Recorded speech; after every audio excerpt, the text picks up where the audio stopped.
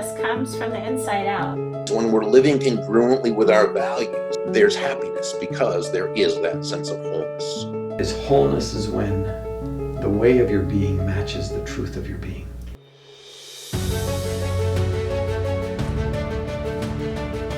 It was so great being able to meet Juni.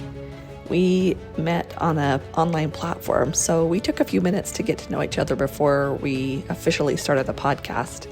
And there was some really interesting information and really great things that she shared and that we went into. So I wanted to make sure that our audience got to hear some of the profound things that went on behind the scenes. So I hope you enjoy this little midweek release.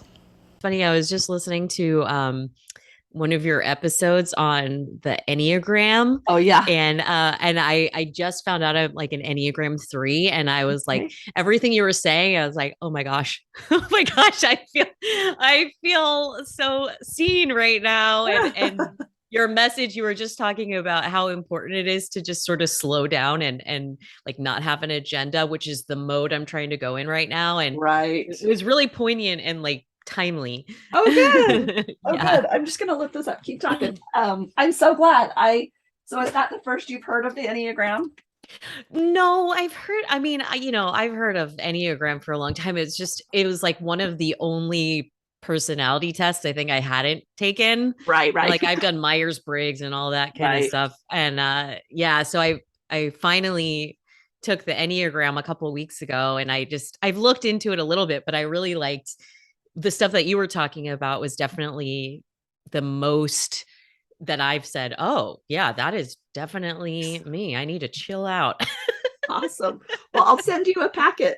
Do I have your email through I don't know, but I'm happy to give it to you. Okay, let me get your email, and then I'll send you I have like a packet on each type. Yeah, you were saying that. That's so interesting. Well, I'm excited to get to interview you. I was listening to your podcast too, and it was funny because I had these questions, and then right in your first podcast, I'm like, okay, we're on the same page, and I'm grateful for that.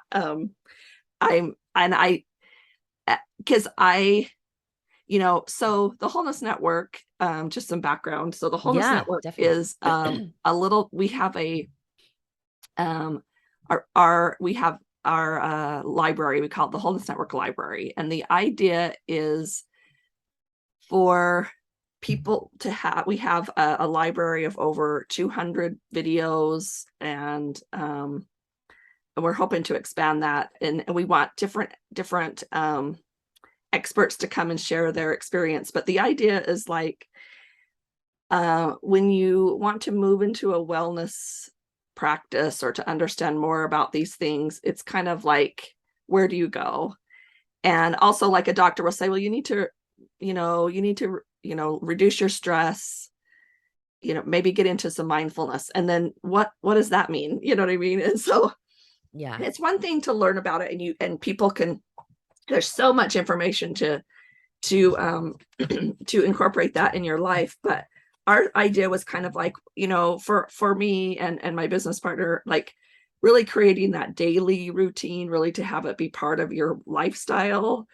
You need to have something that's easy accessible. So we have this library that it's all, our focus is body, mind, spirit, soul, or the mental body, emotional body, physical body, and spiritual body, and in all the ways that those things get fed. And so just some background on, because I'll probably refer to this, and it's like just my own kind of vocabulary, so I always have to introduce you to it. But so for me, when I talk about like the emotional body, of course, that's all our emotions that come into play, right? And then we have our mental body, which is our thoughts and beliefs. It's this part of us that it's not necessarily our brain, although that's complicated, but it's just our thoughts and beliefs. Our physical or our spiritual body is that part of us that has meaning, finds meaning and is connected. And so, like, for instance, a wound in that spiritual body might look like a disconnection of some type, you know what I mean? Like a disconnection. So it fits in that because it's non-physical. It's not really, it's got a lot of emotions attached to it, but it's different, you know, it's that disconnection. And then it's not necessarily the thoughts and beliefs about it, but it's this connection, that we feel with each other. And then the discovery that all of those things, our emotions, our thoughts and beliefs, and our connections and meaning, really are communicated to us, and you know, we actually experience them through the physical sensations, our physical body, you know, our physical selves. And so, and of course, then, you know, the physical body, of course, you can go into exercise and nutrition and all that type of stuff as well. But that a lot of what that needs to feed, and what I like about what you're kind of saying, is that it's much more than just that physical body. That physical body, and I liked how you had to look at those messages. You also looked at what was going on in your life, you know, what were those kind of things. And it's tricky because we don't want to ever make people feel like if they get some kind of disease, it's all their fault and they did it. You know what I mean? So it's hard to walk that line. It really is. Yes. Yeah. Because it can feel that way. I have felt that way. Or, you know, I have a practitioner say, well, you're not getting that done. Well, what are you not listening to? You know, and it's like, blah, blah, blah, like, give me a trauma one more time. Like, you know, like I know that I have a problem and I need your help, not just to point out that. And so that's tricky sometimes. So for me, I'm always just tender about that, because I feel like when people come to me, it's tender, it's hard. And so, and That's it's just really easy. Word. Yeah. Tender. So, and I say that because I hope, and you can help me if I ever say, you know, if there's anything that ever says to me that says, you know what, as a person, as a cancer survivor, that hurts, don't say it that way, or you know what I mean? Because I just get so frustrated, because there is this link, there's a high correlation with trauma.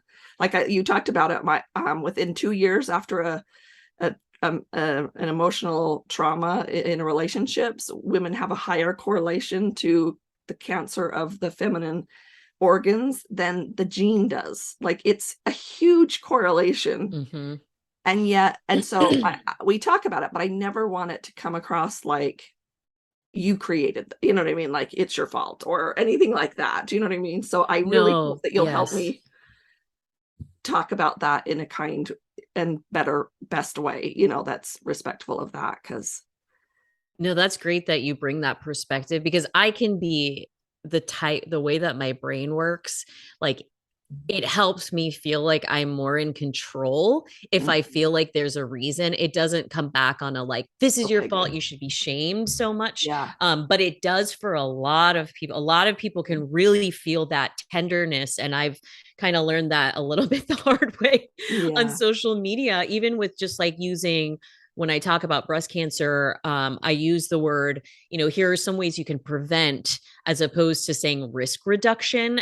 And like, I had a few people reach out to me and say, like, when you say prevent, it makes me feel like I caused my cancer, which it's like, wow, that's not what I'm saying at all. But I see how the little tweak in the language can be, you know, really reframe things.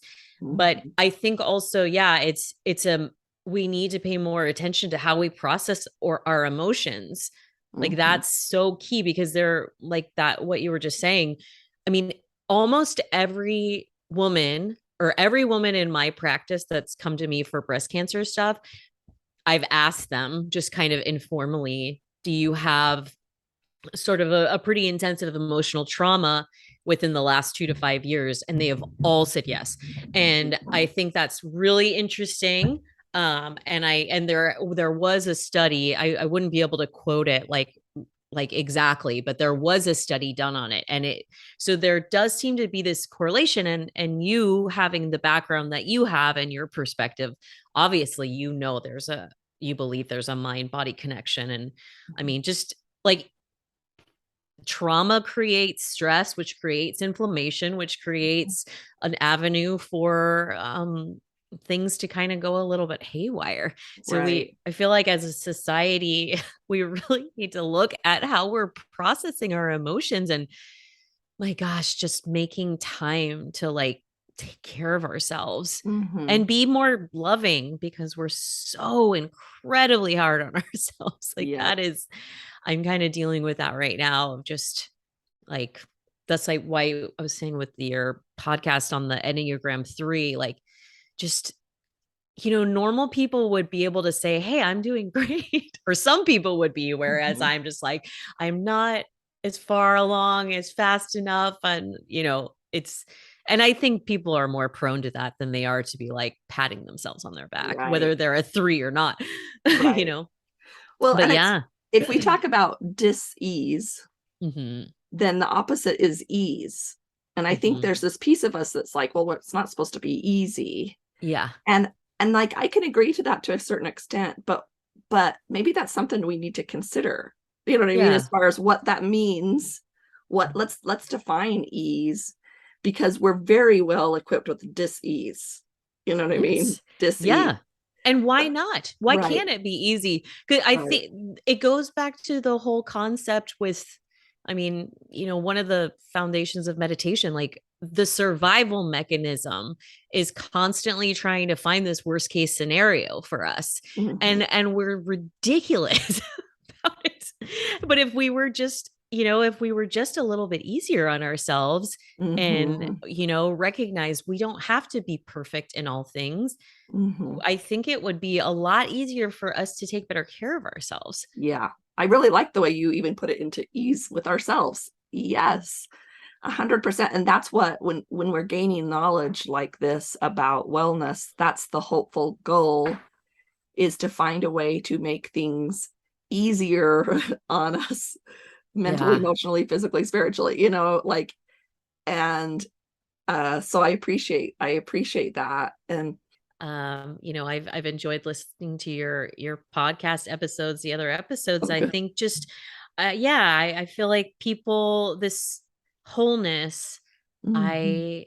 we've touched on it a thousand times, just like stop, give yourself, allow yourself the opportunity to feel your own worth, so Right. that don't necessarily wait for a health crisis, Right. although if you do, okay, Yeah. it's Right. it's like the fast track Right. lesson. Totally.